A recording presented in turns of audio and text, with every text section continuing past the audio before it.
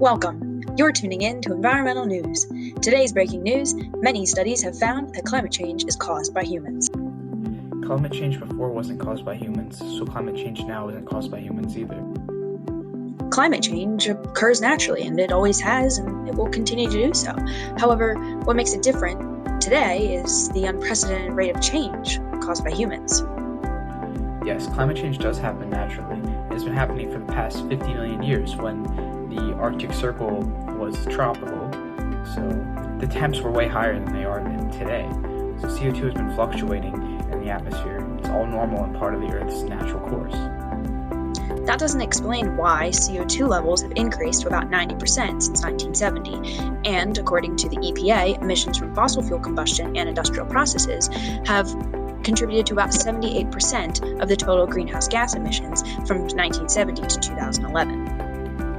Yes, but how do you explain the Earth's orbit? The Earth's orbit wobbles as the Sun, Moon, and other planets change their relative positions, called the Milankovitch cycles, causing the amount of sunlight to vary at different latitudes, approximately changing the Earth's temperature by up to 6 degrees Celsius. Well, Milankovitch cycles can't explain all the climate change that has occurred over the last 2.5 million years. According to NASA, Milankovitch cycles occur over long timescales, ranging from tens to thousands to hundreds of thousands of years. In contrast, Earth's current warming has taken place over timescales of decades to centuries. Over the last 150 years, Milankovitch cycles have not increased the amount of energy absorbed by the Earth very much. In fact, according to NASA, satellite observations have found that over the last 40 years, solar radiation has decreased somewhat. Milankovitch cycles are just one factor that may contribute to climate change, both past and present. Another factor that contributes naturally to climate change is sunlight. The main source of ocean heat is sunlight. Additionally, clouds and water vapor emit heat that they've absorbed, and some of that heat energy enters the ocean. Via the ClimateGov, waves, tides, and currents constantly mix in the ocean, moving heat from warmer to cooler latitudes and even into deeper levels.